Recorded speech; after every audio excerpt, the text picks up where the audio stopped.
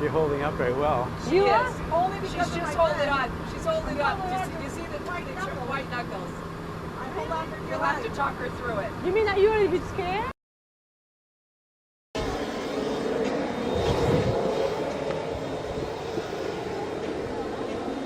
Yeah, I think it is. Very cold. 81st birthday. over here. Okay, so this was opened in March. Memorial Day of 2004, and it has quickly become one of the most. What? She can't be filmed Because I'm Park Service. Park Service. Okay, I was hoping that we could. All right. Yes. All right, go ahead. And it's quickly become one of the most visited memorials in Washington, D.C. And as I said, the Wall of Stars is the focal point of the memorial. 4,048 stars, each one representing 100 American killed. Because as you well know, that when a family had somebody overseas, they put a blue star in the window, and when that person fell, it turned into a gold star. And so that being the focal point, the states, the stars over here, stem out from the Wall of Stars. Right. There are 56 Where are the pillars. stars? We'll walk down by them. You can see the gold Oh, I straight see. ahead. Yes, There's I see. thousands Yes. of stars, gold stars for Yeah. every fallen soldier and sailor. Yeah. And now there's states And now. there are 56 pillars around the memorial for the 48 states that were in the Union during the war and the 8 territories. And so, and they're in order of entry into the Union, but they alternate back and forth across the memorial to frame the Wall of Stars. It's almost like a military dinner. Your guest of honor would be on your right, second guest of honor would be on your left, and back and forth. And so that's how it is with the Wall of Stars. So, how was the war for you? Well, I was very young when I went in, and to use a cliche, I came out a man because of my wartime experiences. I underwent a lot of strenuous experiences, I guess is the best term for that, especially on board ship for such a long time. Ship was out for long cruises, and we went through a lot of bad storms. We were always escorted by destroyers, and some of those had a very hard time of it. Yeah, now that's interesting.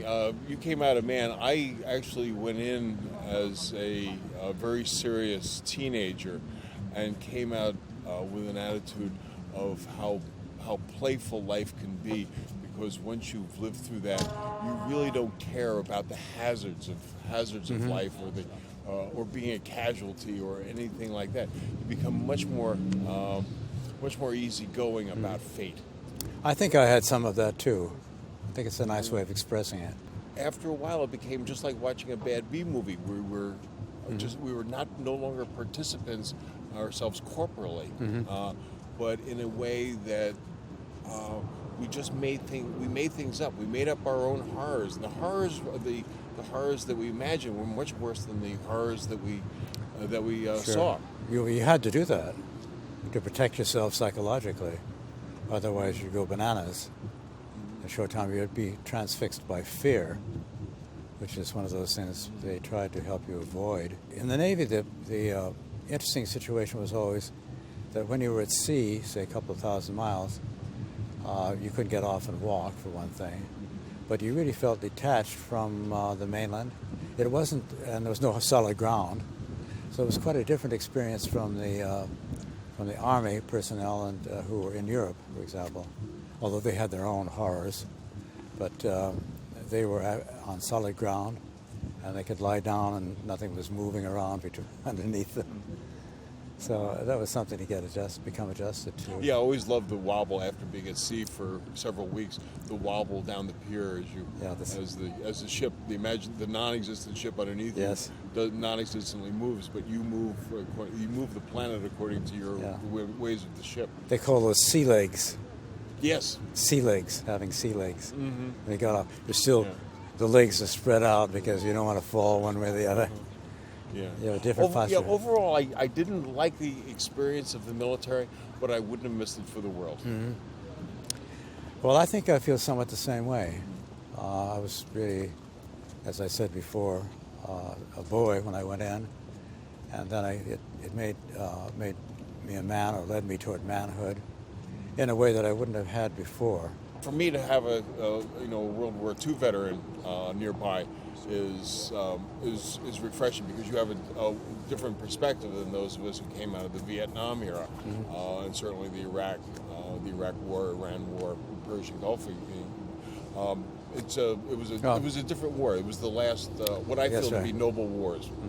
I think that's very true, and of course, there's a difference between the World War II and the wars that followed, because during World War II, the economy and the large majority of the population was behind the war, whereas with the other succeeding wars, there was a question of political leanings and fear that really didn't exist in the earlier war. That's my view, but I think it's shared by a lot of people now. Yeah, and I think a lot of veterans out of any war, from any country, from any era, whether it be a noble war or one shrouded in shame, I think are all patriots. I think a veteran is a patriot. Being a World War II veteran, I'm proud to know you, and welcome home, sailor. Thank you. Nice to know you.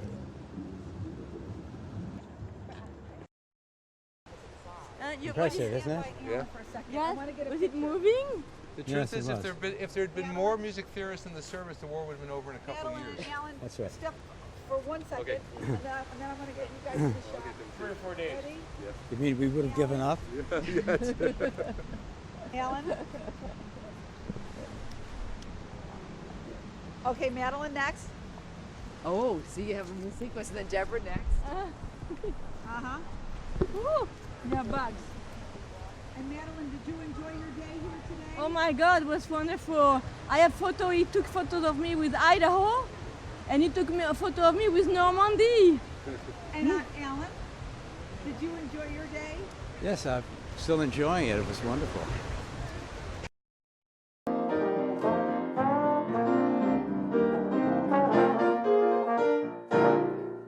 That was a rehearsal. That was a rehearsal. That was a rehearsal. I loved it. No, where I went in the middle, no piano, it's in G. So no, but I'm usually I'm so used to playing it in G that I'm all of a sudden, yeah, okay. Don't use that. Okay. I see you there. That's why I'm wrong, until we get the note on tape. Thank you very much. Thing about the short stick. Would it be okay with you if we put it, and then you could see this? You don't. Okay. Airbrushing. Time for airbrushing. Alan, I love you. I thank you for making me love music even more, if that's possible, and I pray that you live to be 150. Alan and I perform together. We perform duets, lecture recital all over the world, and we have a preference for European castles.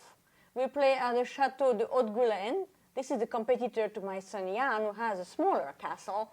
And we also play in Austria. We play at Tillisburg, Schloss Tillisburg, and the Schloss Leopoldskron.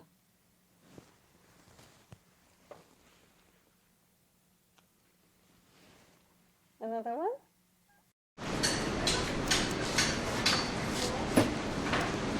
Tell us what you see in his palm. Me? Yeah. Oh, this is his father's hand. This is the parents, the parents. But this is his own hand here. So, he has a long life. Quite long. We know that. What's the life? There is a problem here, and then it continues up to there. You are going to be a centenary. This is a love life.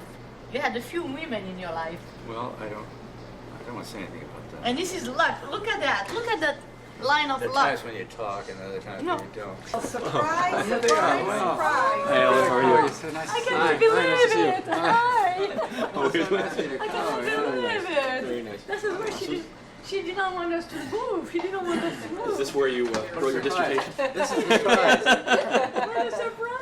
Oh, it's wonderful. Okay, yeah, well, great to see you here. They are making a wonderful film, This is fabulous. Yeah. that they're going to give to you there. We'll put it in the archives. We already saw part of it. It's wonderful. They've been filming us for a whole 4 year. days. Well, for 4 days now here. Oh, yeah, That's great. yeah. That's great. So kind of Photographic biography. That's terrific. Thanks, terrific. Are you talking to other former students and faculty? Yes. Yeah. Yes. We met from there in the session and saw what people I knew. Fantastic. It's wonderful you came. Well, I'm happy to do it. I'm just sorry that I knew somehow my mind morphed from 11 to 12, and I went off to run an errand, and when I just realized, oh my God, I'm halfway to Guilford, and I have to Should be we here. follow the Sure, let's go back. President Okay, Levin, I'm great. Debra Bassett. Hi. Very pleased to meet you, and thank you for coming here to visit for our friend. Yes. President Levin and I have a small surprise for you today, That's right. which is, well, do you want to tell it? You tell. Well, you know that there's a chair endowed in your name, the Allen Forte Professor of Music Theory, and President Levin and I were talking about another way that we might honor all of your contribution at Yale. And we were thinking that the graduate students in music theory have been very important to you. And so we've set up a fund for the graduate students at Yale in music theory. And who knows how they'll spend this money? What sorts of thoughts do you have about this? Research and travel, and to study opportunities where they need to get access to materials and have to go, or to send them to conferences if they have opportunities to go. But in other words, things that would support the research and professional development of graduate students. That's wonderful. We thought that you'd find that sympathetic. Oh, it's very touching, I must say. It's terrific. So that would be in perpetuity and Yes. Endowed fund. Yes. terrific. Yeah. That's really wonderful. Fort fund for graduate education or something like Uh-huh. Yeah, terrific. AFGE. Yeah, that's true, Alan. Kevin doesn't spell something undesirable. that. I thought you were thinking about how it sound. Sound good. They're all between A and G, so they're all. Yes, that's right. They're all notes. That's right. Oh, that's right. Oh, AFG, it's true. Allen Forte Graduate. Allen Forte Fund. Allen. That's going to have a theme song. And then G in the middle. And S, students definitely E flat. Education. Oh, I see. Oh, education, read E, but then S is E flat. We'll work on that. We will have a theme song. Yeah. We'll send you the theme song on the CD. Definitely, could write something. We'll go back and we'll work on something like that.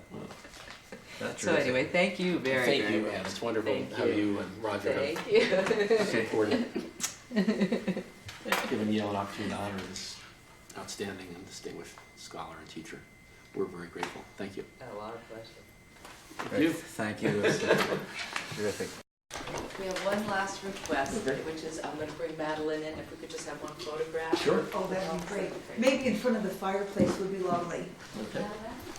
Oh, that was great, gentlemen. That was Thank you. wonderful. Yeah, Thank you. it's fine. That was just great. Thank you so much.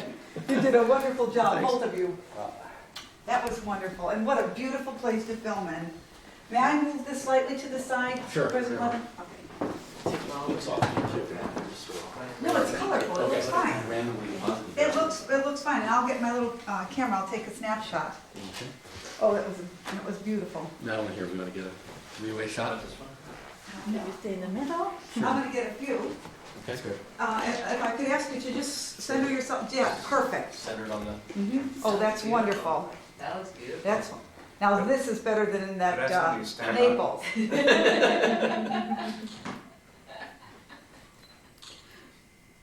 And Michael, you're rolling. I know. I feel. This is what happens when I. And look my way just for a second. What were you saying? This is what happens. What? I'll explain later. Okay. I'm going to do one more with the flash. Oh, this is great in the shot. And I'll email these all to everyone, so you'll all have copies. Can I sneak in for one? Yes, please, for a few. Right on Alan's side. No, okay.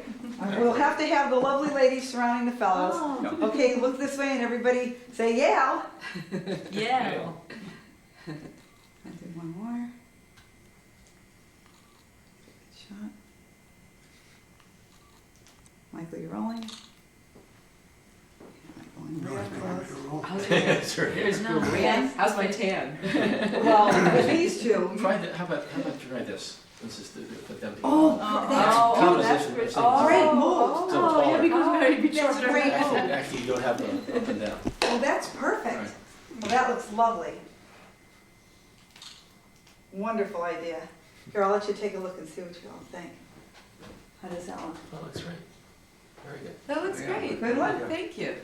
Well, this has been just an honor to be in the president's office. Did you ever think this is where we're coming this morning? And here you thought it was pizza. Pizza to the president. What are you doing for pizza? For pizza to the president. Pizza. It's going to be great. Thank you so much. Thank patient you. with On New my- Year's Eve, my goodness, thank you. I have to get one quick shot of the two of you, Oh, please. that'd This be is for my friend Roger, please. My friend Roger. Oh, her friend Roger. All right. You know which Roger. All right, let me see if you think that was okay. Perfect. We'll email that right away. Thank you for your Thanks so much. generosity to take the time on your holiday weekend to come here. We greatly appreciate it. This is perfect. I really, yeah, and then ask Happy New Year. Peanut butter on a window. I have always felt that music was a very worthwhile profession to pursue because music makes a person better. One more time, same one. Speed. Okay. Thank you.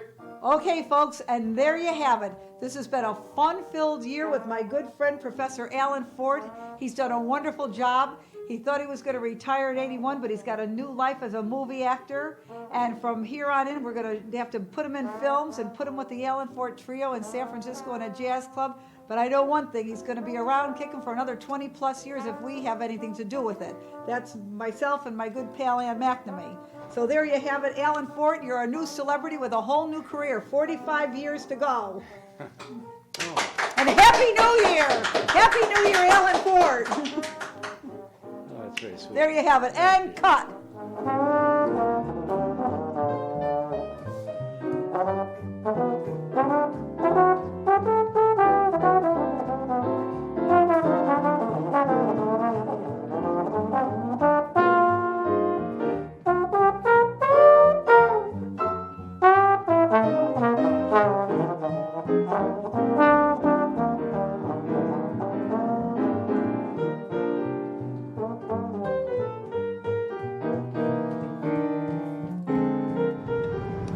Je suis la directrice artistique de Paris.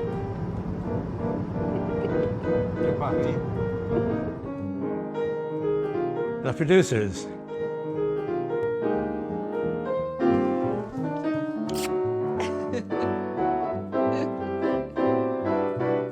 I want to dedicate this film to Ann McNamee,